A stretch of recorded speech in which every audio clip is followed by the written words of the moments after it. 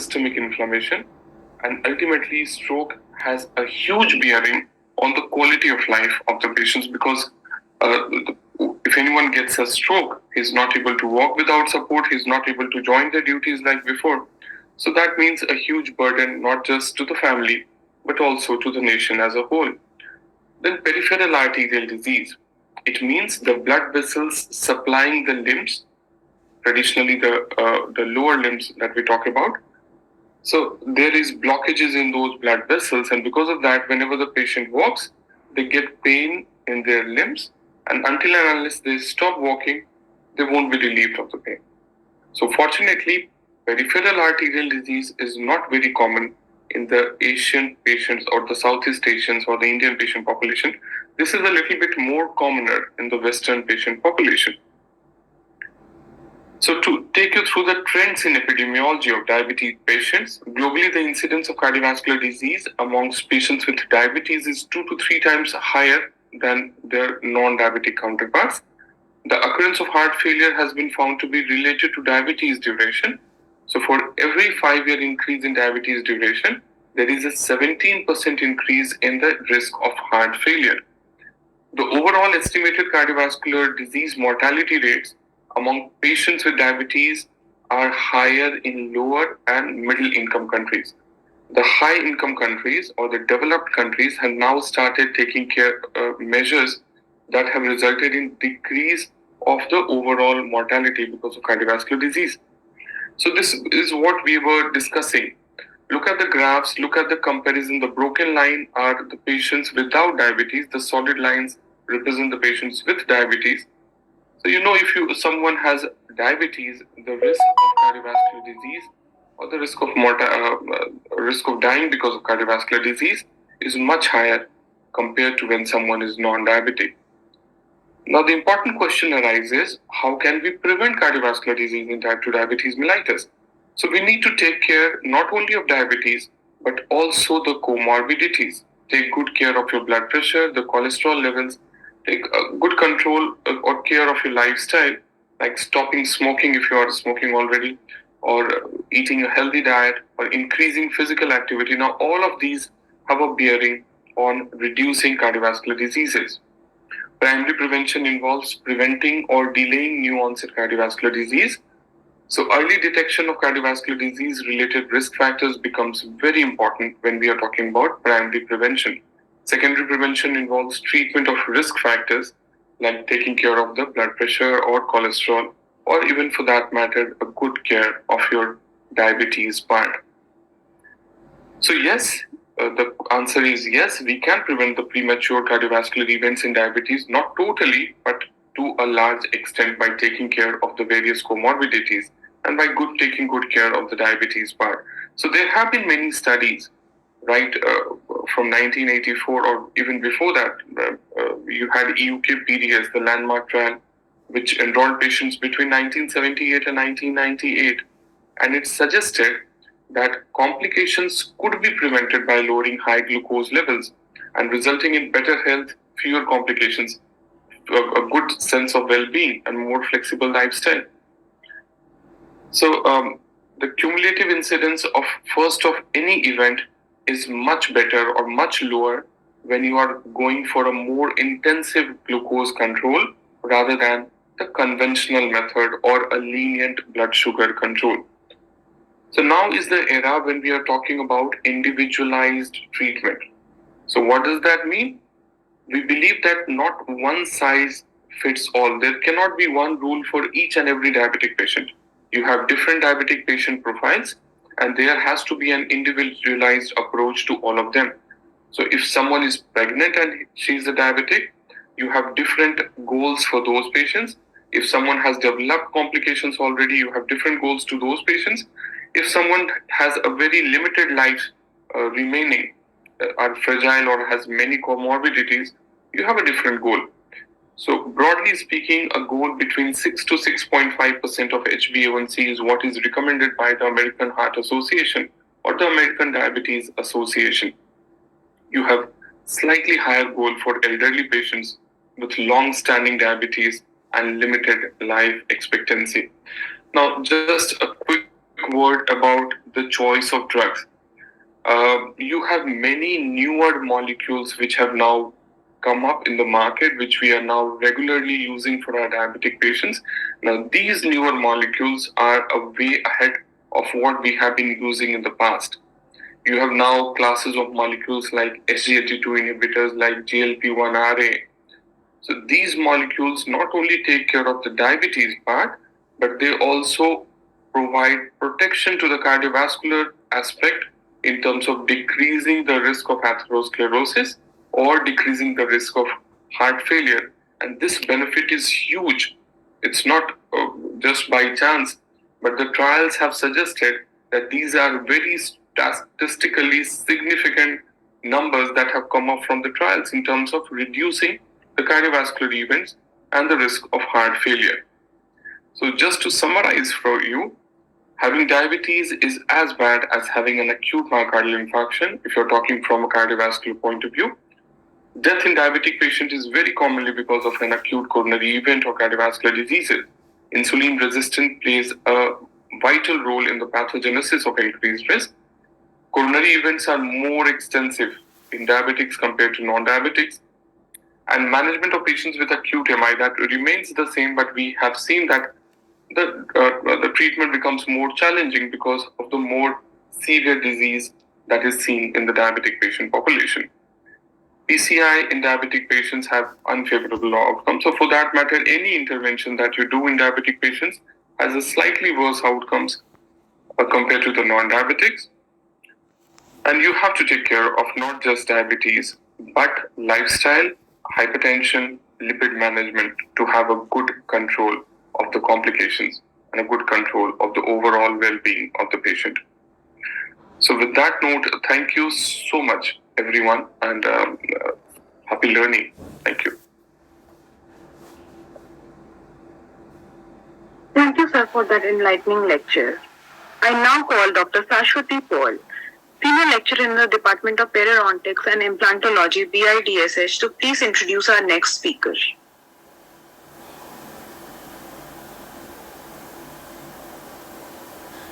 Thank you, Dr. Manisha. Good afternoon, one and all participating in this webinar. I would like to cordially welcome our eminent speaker, Professor Dr. Amresh Krishna, to this webinar. He is MD, DM Nephro, FASN, and has a PhD in Nephro. He is presently working as an additional professor, Department of Nephrology and Renal Transplantation, and also the additional medical superintendent in Indira Gandhi Institute of Medical Sciences, Patna. He has more than 35 publications to his name. Thank you for being a part of this webinar, sir. Welcome you, sir. Good afternoon. Good afternoon, respected seniors and dear colleagues. The topic of my today's presentation is renal complication of diabetes. We all know that diabetes is a global problem and the prevalence of diabetes is increasing. It is estimated that 140 million of Indians will be suffering from diabetes by the year 2040. So why diabetes is a concern to us nephrologists? Because it progresses to end-stage renal disease in 10% of cases, where dialysis or kidney transplant becomes essential to sustain life.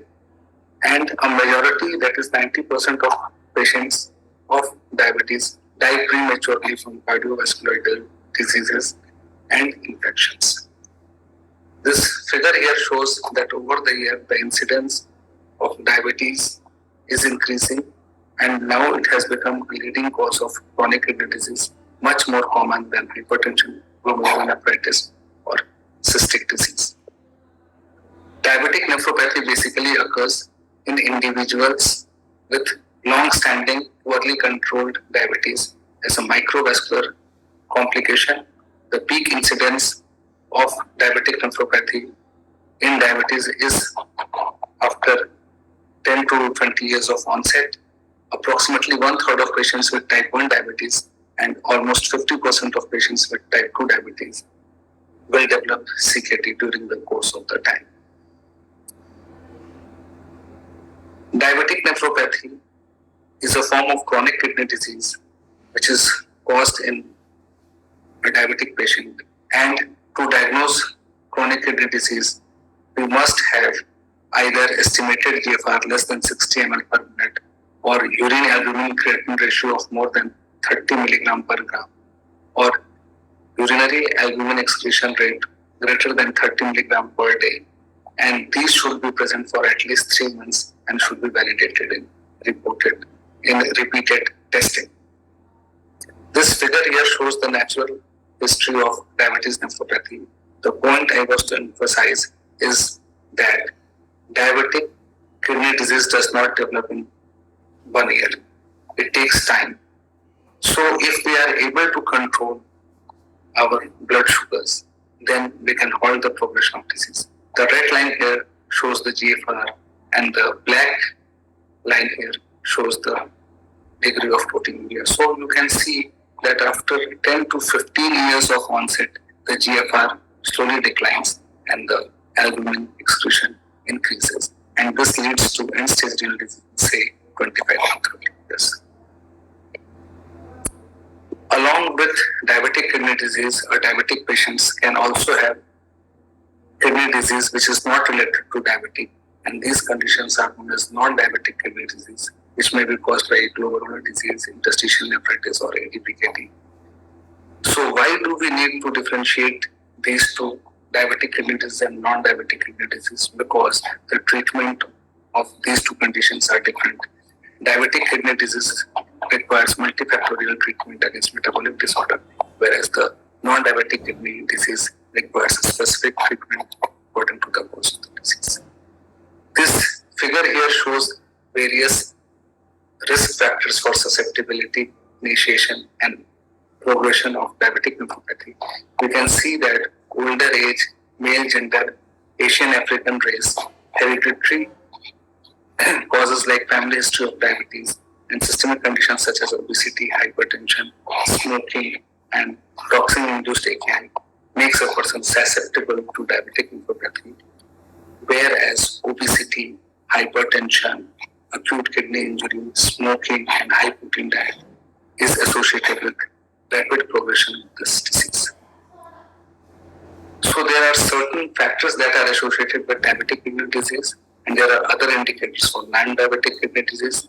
The risk factors for diabetic kidney disease are diabetic retinopathy, longer duration of diabetes, associated chronic lower limb itching and aortic range proteinuria, and insulin treatment. Whereas patients with non-diabetic kidney disease may have microhematuria, shorter duration of diabetes. They may be overweight, older age, and with history of CKD, which may predate the development of diabetes. The management and prevention of diabetic kidney disease is important.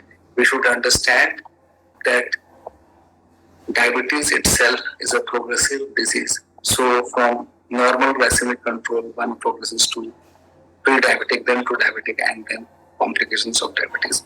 So if we are able to control our metabolic derangement in pre-diabetic conditions, we can prevent diabetes as well as complications of diabetes. And the treatment of diabetes requires a comprehensive care for patients, which begins with lifestyle modification, including healthy diet, physical activity. Smoking cessation is essential, and ideal body weight should be maintained. SGLT2 and metformin are used as first-line therapy for control of blood sugar. If it is not controlled, then other therapies can be used. And RAS inhibitors and statins also play an important role in control of blood pressure, control of distributing, and hence progression of diabetic kidney disease. This figure here shows various clinical trials associated with different groups of drug, and the point which I want to drive home that SGLT2 receptor has consistently shown reduction in cardiovascular as well as renal mortality and morbidity in patients of diabetic kidney disease. So they are the newer kid on the block, and KDIGO recommends that we treat patients of type 2 diabetes and CKD who have GFR more than 30 ml per minute with SGLT2, and these SGLT2 should be added to the current regimen. They should be prioritized agent And before use of SGLT2, we should also consider decreasing thiazide or loop diuretic if patient is taking them.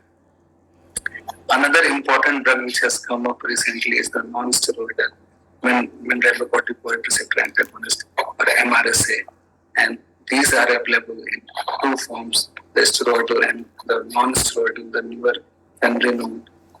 And various studies have shown that fenrenone has both cardiovascular benefit as well as protective, and are now recommended.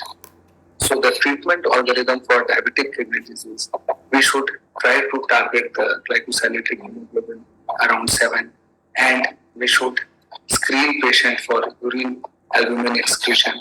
If the patient is normal uric and hypertension is present, then RAS blockade should be used.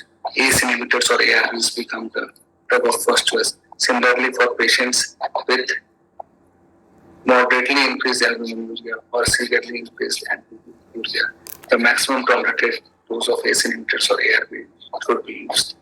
If the patient achieves stable goal, then we should assess the patient for cardiovascular risk and should use the statin, smoking cessation, aspirin, weight reduction, and if the patient is not able to achieve the blood pressure goal, then we should add on another antihypertensive for control of blood pressure, and we should target a stable GFR, stable albuminuria, blood pressure less than 140/90, glycosylated hemoglobin less than 7, and a BMI less than 25 in these patients. Thus, to summarize, diabetic kidney disease is the leading cause of end-stage renal disease. The pathophysiology is now better explored, and newer therapeutic targets are available for treatment. SGLT2 provides cardiovascular and renal beneficiary effects, and tight control of blood sugar and tight control of blood pressure is the mainstay of treatment. Thank you for your patience. Leslie.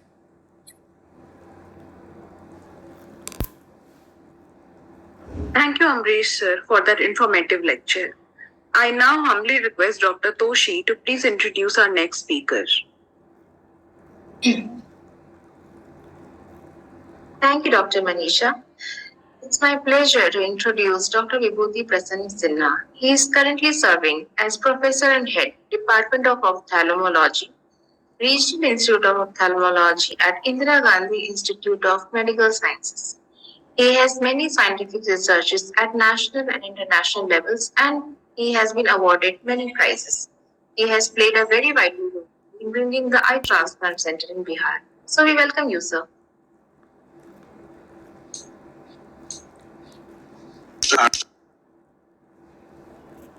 I'm Dr. Vibhuti Sinha, Professor and Chief of Regional Institute of Ophthalmology at IGMS, and I'll be talking on ophthalmological complications of diabetes. Let me start by congratulating the Department of Periodontology, Buddha Institute,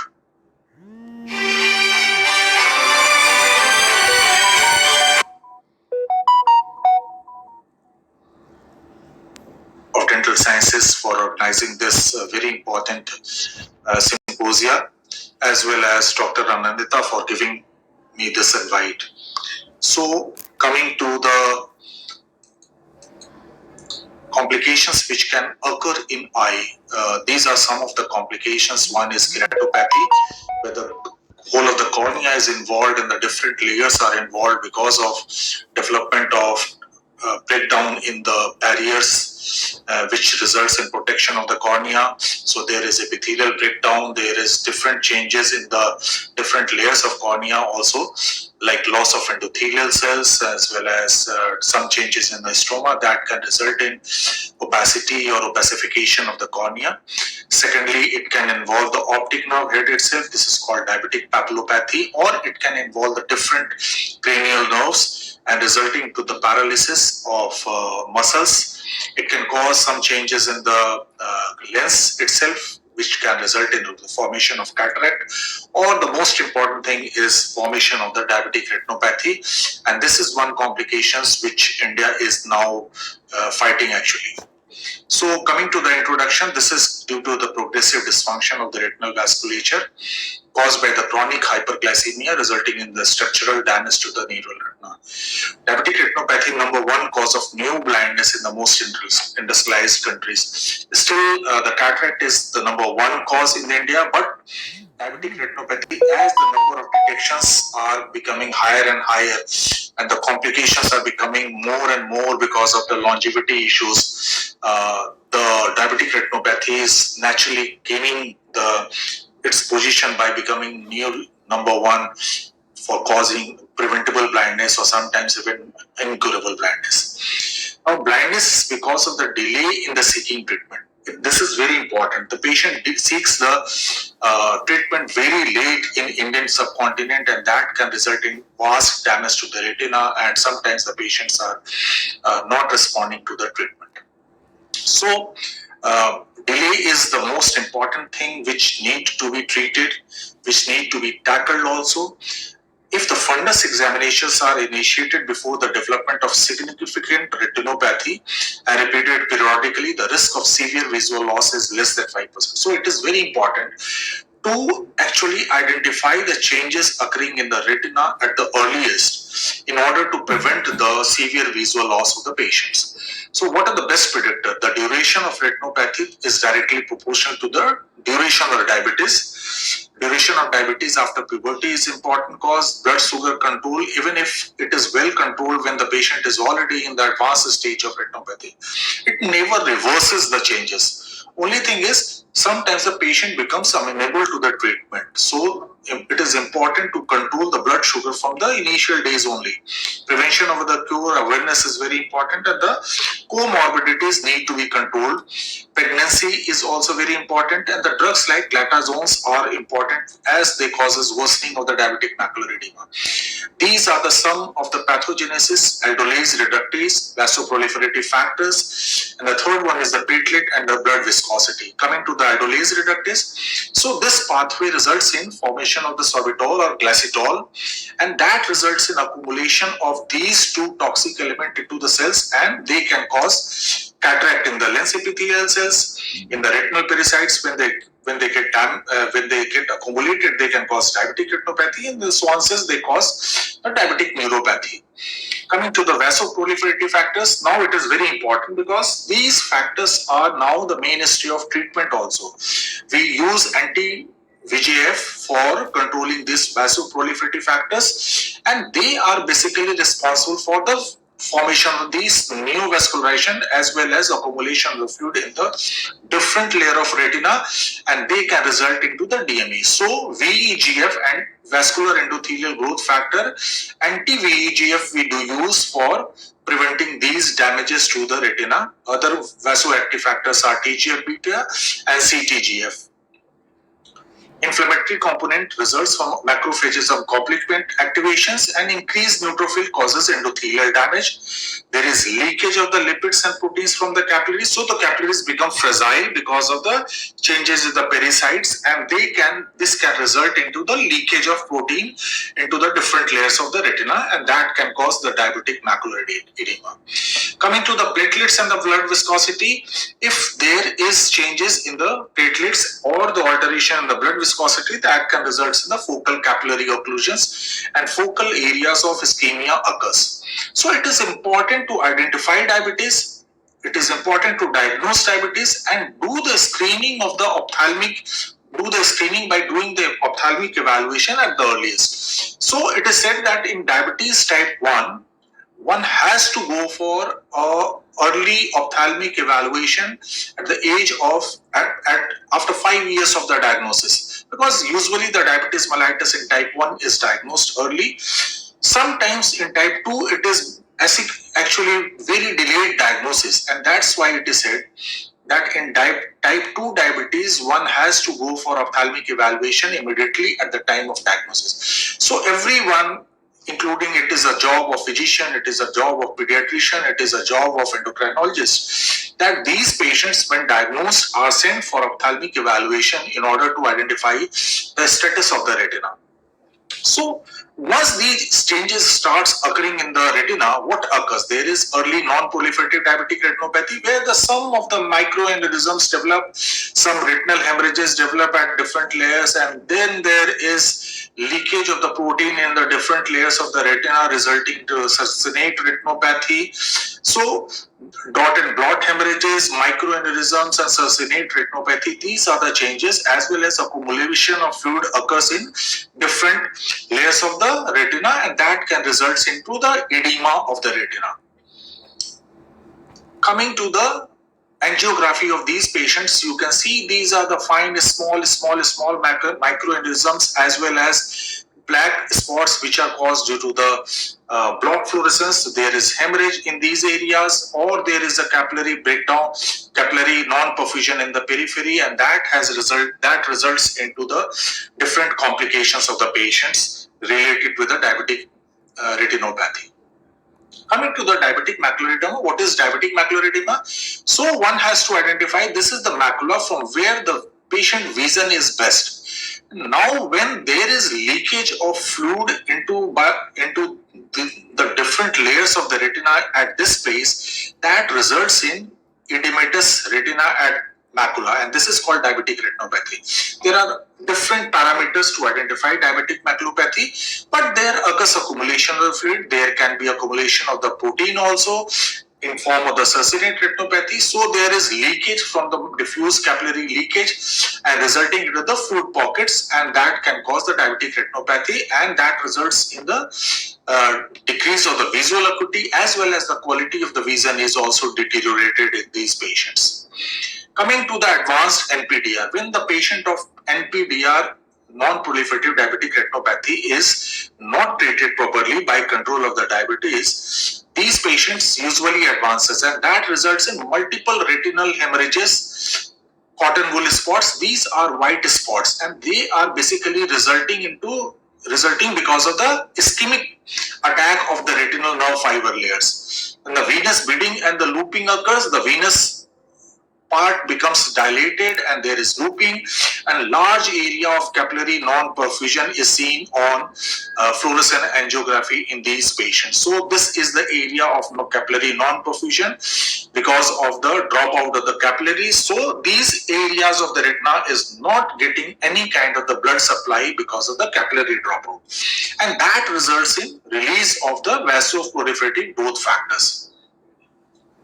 Now, coming to the early treatment for the diabetic retinopathy, ETDRS was one very important study in ophthalmology, and that gave information about the changes in the diabetic retinopathy. So ETDRS says that IRMAs, multiple retinal hemorrhages, venous bleeding and looping, widespread capillary non-perfusion, or widespread leakage on the fluorescein angiography are all significant risk factors. So if these risk factors are present, then the patient is likely to progress to become proliferative diabetic retinopathy, where there is formation of the newer blood vessels, and that can result in bleeding in these retinas. So proliferative diabetic retinopathy means the patient diabetes has already advanced to a very advanced level, and the blood vessels, the newer blood vessel has started taking its course in order to fight out the capillary dropout. But unfortunately, these blood vessels are very fragile, and they can result into the hemorrhages or the vitreous hemorrhages or the pre-retinal hemorrhages in these patients. So NPDR patient vision is usually normal, but if the patient has got macular edema, the vision may deteriorate. But in cases of PDR, the vitreous hemorrhage can occur suddenly, or that can result into in delayed retinal detachment also, where the retina becomes pulled because of the fibrous bands formation into the retina. So 50% of the patient with a very severe NPDR progress to PDR within 1 year. These proliferative vessels usually arise from the retinal veins, and they are on or within 1 disc diameter of the optic nerve. So they will be called NVD, and if they are away, so they will be called neovascularization elsewhere. So these are the neovascular forms, and once you do fluorescent angiography, These are the neovascularization. You can see new blood vessels have formed, and now the small hemorrhages have started occurring in, and they can result into the massive hemorrhage into the vitreous. Also, these fibrous fronts, they can pull the retina away from the away, and they can cause the retinal detachment. So it is very important to identify these patients. So sudden vitreous contraction can occur into the vitreous hemorrhage, and it usually occurs during the sleep. So two types of the diabetic retinopathy retinal detachment can occur. One is the tractional or non-rhegmatogenous, because that I have already explained. And the second one is the rhegmatogenous, occurring in the posterior pole. So these are the fibrous band which are present in the retina of a advanced diabetic retinopathy patient, and they can pull the retina away, and they can cause the tractional retinal detachment. So this is the retina. When the retina is pulled out, so retina will be looking like this, and the patient vision goes down markedly to even hand movement, PLPR, and the prognosis becomes extremely poor. We do surgery, but unfortunately the patient vision has already deteriorated. So somewhat ambulatory vision can be regained in these patients. So, what are the clinical diagnostic parameters? One is diagnosis of ancillary testing, angiography we can do, then the optical coherence tomography we can do to identify the edema or the hemorrhages occurring into the retina. And as per the ETDRS classification, the patient is classified as no DR or very mild NPDR, mild NPDR or moderate NPDR, severe NPDR or very severe NPDR, and later on into the high risk and PDR or with PDR with the high risk PDR, where the patient chances of the patient visual deterioration is extremely high. So what is the treatment? Medical treatment is control of the diabetes is very important. The comorbidities like anemia should not be there. The cigarette smoking has to be avoided. Hypertension need to be controlled. It is very important to control the hypertension. Some of the anti-angiogenesis agent is being used today for resolving this edema in the patients, as well as resorption of the neovascularizations. So these are anti-VEGF like picatinib sodium or ranibizumab, bevacizumab or aflibercept, and there are many more in pipeline which are given in form of intravitreal injections, and that can result into considerable reduction in the edema as well as the neovascularization. Sometimes steroid can be needed when the patient edema becomes chronic.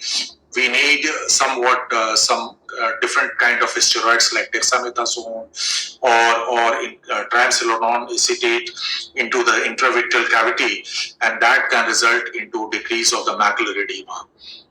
Surgical treatment is also important. The most important thing is the laser treatment, where we do pan-retinal photocoagulation by using ND-YAG laser, double frequency ND-YAG laser, and that by which we try to convert the hypoxic area into anoxic area in order to prevent the formation of the neovascularization. Nowadays, these patients where already hemorrhage has occurred or there is tractional band formation, these patients are taken for the vitrectomy, and the vitreous band and the hemorrhages is removed from the posterior pole, as well as these vitreous bands are being removed, and later on the pan-retinal photocoagulation is performed in these patients in order to salvage workable vision. But the most important thing is the patient need to control the diabetes as well as the other comorbidities. So to conclude, it is very important to do timely screening. It is important to do the strict control of diabetes. Comorbidity has to be controlled. Regular follow-up has to be done, and timely intervention need to be followed in these patients in order to prevent the occurrence of the diabetic complications of eye, which is one of the most important topic, and that can result into vast damage to the patients. So thank you once again, Dr. Ananta, for inviting me, for giving this lecture. Thank you on behalf of Regional Institute of Ophthalmology at Indira Gandhi Institute of Medical Sciences. Thank you very much.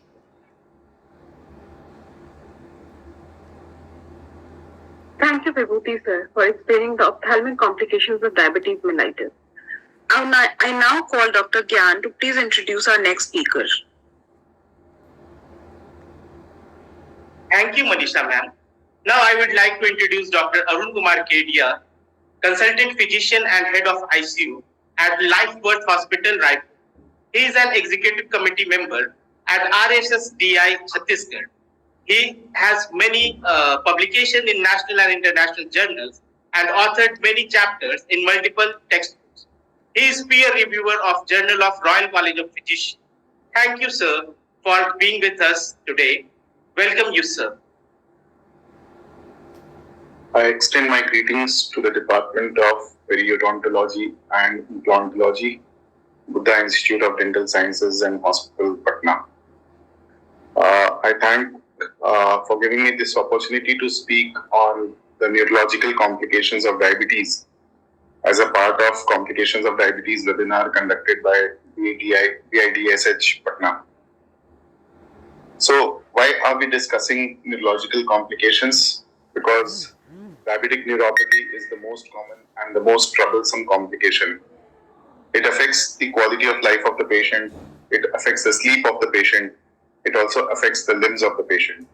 And the most primary risk factor of foot ulceration is diabetic neuropathy. Because once the sensation of foot is lost, it is a primary risk factor for non-traumatic amputations in the patients of diabetes.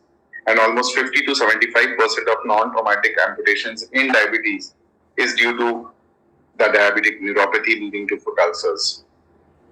So if we see the definition of diabetic neuropathy, the Toronto Diabetic Neuropathy Expert Group defined it as a symmetrical, length-dependent sensory motor polyneuropathy attributable to metabolic and microvascular complications due to chronic hyperglycemia exposure and cardiovascular risk covariates. So the difference here is that if you have type 1 diabetes, it is primarily due to chronic hyperglycemia. But if you have type 2 diabetes, it is a combination of chronic hyperglycemia plus other cardiovascular risk covariates, which we'll discuss later. But what is to be remembered is neuropathy in any patient has to be diagnosed by excluding other causes of neuropathy in order to label it as a diabetic neuropathy. So the common causes of neuropathy in the form of alcohol neuropathy or vitamin deficiency neuropathy, all these have to be excluded before we label the patient to be suffering from diabetic neuropathy. So the most common risk factors for diabetic neuropathy are the long duration of diabetes and the severity of hyperglycemia. Now these are the two common factors which are common for both type 1 and type 2 diabetes. And we see that type 1 and the neuropathy in type 1 diabetes usually sets in after 5 to 10 years. But in type 2 diabetes, neuropathy can be present even at the diagnosis of type 2 diabetes. And so the other risk factors which are involved in the pathogenesis of type 2 diabetes neuropathy is increased BMI, smoking, hypertension, dyslipidemia, which are the other cardiovascular covariates which can lead to diabetic neuropathy. So diabetic neuropathy is more of a problem in type 2 diabetes patients because many times the patients are unaware of this problem and it is present right at the diagnosis of type 2 diabetes. Whereas in type 1 diabetes, it happens after 5 to 10 years of hyperglycemia. So that is why the screening of neuropathy for type 1 diabetes patients has to be done after 5 years of type 1 diabetes. Whereas for type 2 diabetes, the screening has to be done annually right from the diagnosis of type 2 diabetes.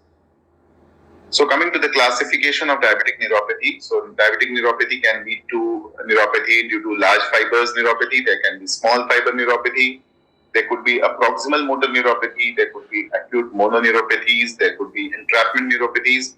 But what we need to remember is that there is a combination of sensory as well as motor involvement. So if you have more of a large fiber neuropathy, then it is going to lead to more of a sensory motor deficit. There could be some pain. But when it comes to small fiber neuropathy, the pain is a predominant symptom and the patient typically has pain in the extremities. Whereas in proximal motor neuropathy, the large fibers are affected and the patient has lesser pain, but the motor symptoms are more common.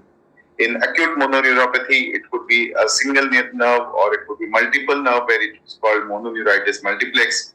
And then we could have entrapment neuropathy like carpal tunnel syndrome.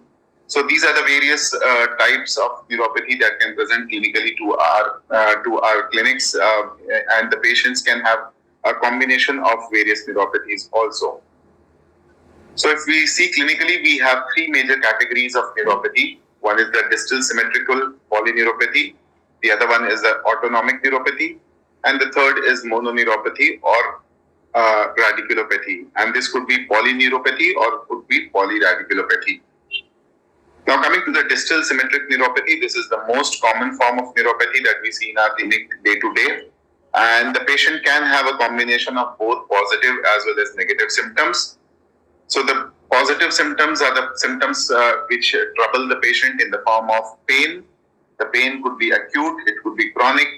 The pain is sharp, it's lancinating, current-like pain, sometimes burning sensation, and typically the pain is in the distal extremities. So the patient gets pain lower in the lower limbs, and this pain exacerbates at rest. It increases at night, and to that extent that sometimes the patient finds very difficult to sleep. Now, if these positive symptoms are ignored, and if these positive symptoms continue to be there for long, and the neuropathy progresses, then the patient loses sensations. And that is where the patient starts complaining of numbness and loss of sensation. Loss of sensation could be to extent that there could be loss of protective sensations also. And once there is loss of protective sensations, then these patients are prone to various neuropathic ulcers. At the same time, they are prone to falls. And once these elderly patients fall, then they are likely to have more of fractures. Sometimes the patient can also have insensitivity to cold, or it could be super or hypersensitivity to hot and cold. And these neuropathic symptoms, if ignored, can lead to deformities of the foot, and sometimes what we call is a development of Charcot foot, which is not only a combination of neuropathy but also a problem of the mechanical alignment of the bones of the foot, and also vasculopathy.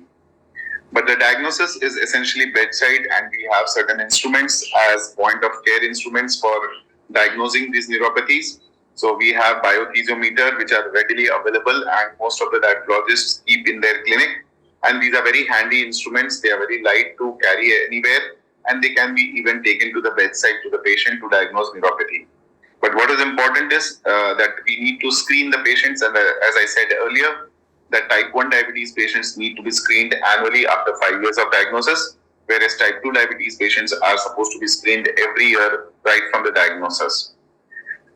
So this distal symmetric neuropathy is the major risk factor for foot ulcers and falls, and that is why we need to educate the patients to examine their foot, to look for any calluses or ulcers which the patient may not realize that it is there in the sole of their feet.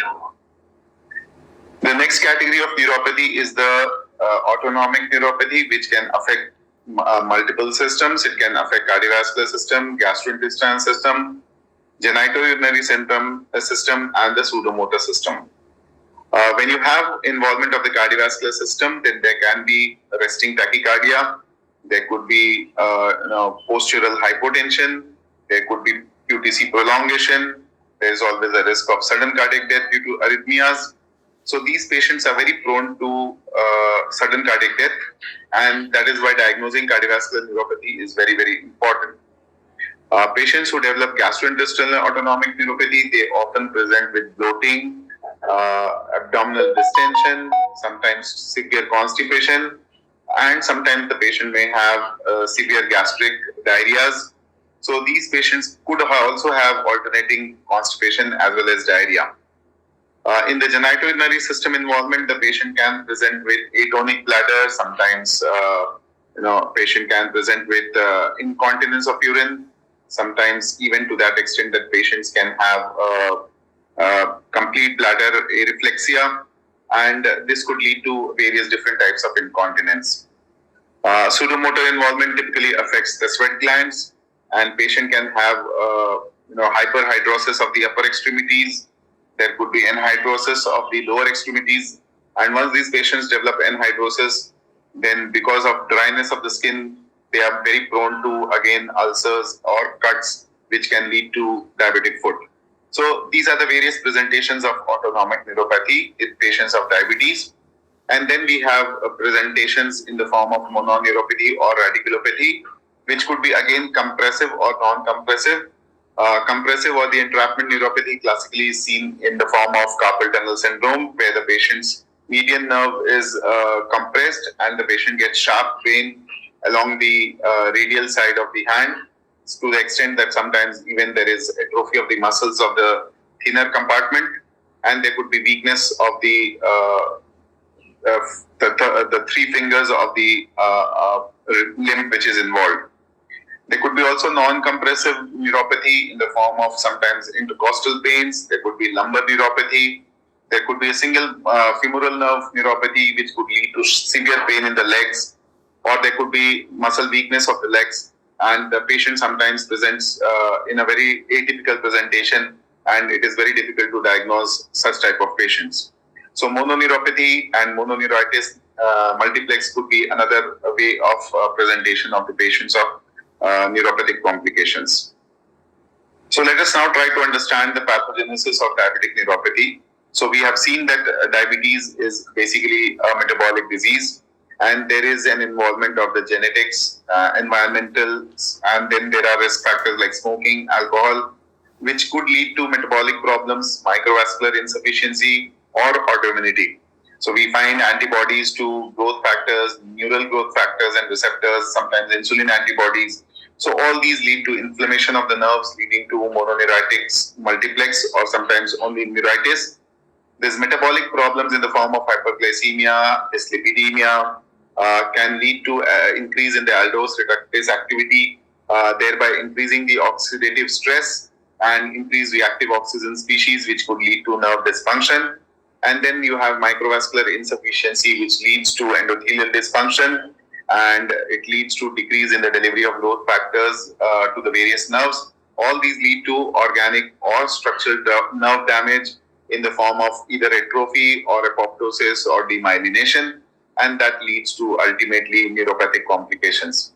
Now, if there is a lack of nerve regeneration or prevention of apoptosis or restoration of nerve function, then only we can prevent neuropathic complications to progress. So coming to the principles of treatment. So once the diagnosis has been established, it is very important to understand that the most important principle is to prevent neuropathy. So prevention is the most important critical part of neuropathic management. So it is very important to assess the history. It is very important to examine the patient and detect neuropathy at the earliest stage. And if we detect it early, then we can prevent it by educating the patients. We can also do early screening, and we can supplement these patients with various vitamins and other supplements to prevent nerve damage. At the same time, we must educate the patients to avoid neurotoxins in the form of smoking, alcohol. Patient education is very, very important. Patient needs to screen their feet. They must be educated about the symptoms of neuropathy so that they can report to the doctors as early as possible. Patients who are on chronic metformin, they must be checked for vitamin B12 deficiency, because there could be simultaneously vitamin B12 deficiency which could lead to neuropathy. Then once these are ruled out, then we have drugs which are important for treating neuropathy. So we have various classes of drugs, right from pregabalin, we have duloxetine, then we have gabapentin. Then from the anti-epileptic groups, we have oxycarbamazepine, carbamazepine, sometimes even phenytoin is used. Then we have antidepressants in the form of amitriptyline, nortriptyline, which can be used for neuropathic pain.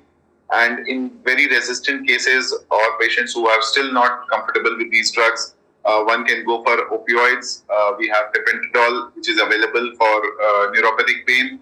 So these are various forms of drugs which can be used. We can use even combination of these drugs. But what is important to understand is that we do not have any particular guideline to which drug to be started first. We need to keep on trying these drugs, and the patient population may be heterogeneous. So different patients respond to different drugs. At the end, we must also teach the patients about the importance of foot care, because ultimate result of diabetic neuropathy is basically diabetic foot. So we must prevent cuts, we must prevent injuries to the foot. We also need to prevent deformities of the foot. And so the patient needs to take care of the foot, examine his foot, look for temperature changes, look for sensory changes. So all these need to be taken care of whenever the patient is diagnosed with diabetes and is taught about neuropathic screening. A few complications beyond diabetic neuropathy that needs to be also remembered as neurological complications of diabetes. So we have male erectile dysfunction, which is very, very common. A lot of young patients come to us with diabetes and erectile dysfunction, and these are again neurological complications. Stroke is considered to be more of a cardiovascular complication, and I'm sure the previous speaker who spoke on cardiovascular complications have already told about strokes. Then I've already spoken about diabetic foot, which is ultimately the result of both neuropathy and vasculopathy. The new things that have been realized is the cognitive dysfunction and Alzheimer's disease with diabetes. And we have seen a large number of patients who come to us at a very early stage of cognitive dysfunction, sometimes dementia, and these are interlinked with hyperglycemia, and these needs further research. But what is important is to understand that they have certain linkage with diabetes. Again, diabetic patients are very prone to depression because of their problems, because of the multiple drugs that they need to use, because of the various complications, because of the various preventions, because of the various restrictions on their diet. So all these lead to ultimately diabetic depression and distress among these patients. And these also need to be taken care of beyond neuropathy as neurological complications of diabetes. So I think with that, I thank you all, and a special thanks to Dr. Anita Banerjee Madam to give this opportunity to me to speak on neurological complications of diabetes. In just a brief, that's what I have spoken about. Thank you and wish you all the best. Have a great World Diabetes Day. Thank you, sir, for such an informative lecture. I now call Dr. Sashwati to please introduce our next speaker. Thank you, Dr. Manisha. Now, I would like to cordially invite Dr. Anjani Kumar, who is currently working as consultant pediatrician and neonatologist at Reuben Hospital for Women and Children, Patna. In past, he has worked at Jodhpur Government Hospital, Chacha Nehru Bal Chikitsa, and Dr. B.R. Ambedkar Medical Hospital, New Delhi. He has undergone rigorous training in sick newborn care and pediatric nutrition. Thank you for being a part of this webinar. Welcome, Dr. Anjani. Thank you.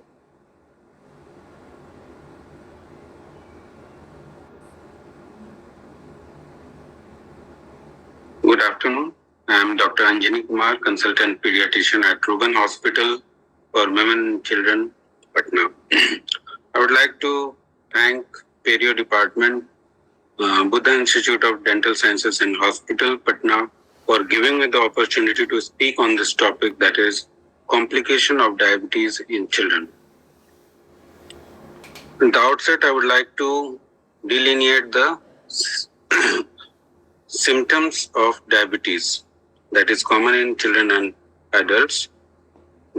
These are polyuria, that is frequent urination, polydipsia, increased thirst, and polyphagia, that is increased hunger. These are the three most common symptoms of diabetes in patients.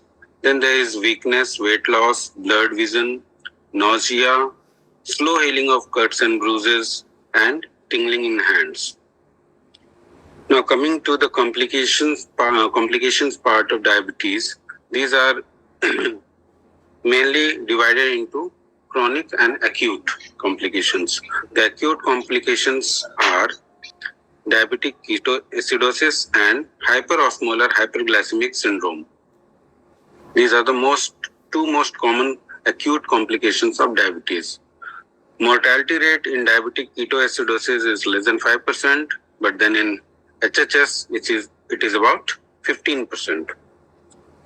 Now, differentiating into between DK and HHS, the people affected in DK are most commonly with type 1 diabetes mellitus, that is, in patients with diabetes in children. In HHS, type 2 diabetes is more common, which is commonly seen in adults. Time to develop DKA is shorter. It develops within 24 hours, while it develops more slowly. It usually takes days or weeks in HHS. Sugar level in DKA is generally above 250 milligram per deciliter, but in HHS it is more than 600 milligram per deciliter. The striking difference between DKA and HHS is acidosis and presence of ketones in urine and blood. It is present in DKA, but it is trace or none in HHS. The pH level, that is acidosis, is less than 7.2 in DKA, but it is higher than 7.3 in HHS. Mortality rate 1 to 8% in DKA, while it is 10 to 20% in HHS. Now, DKA is caused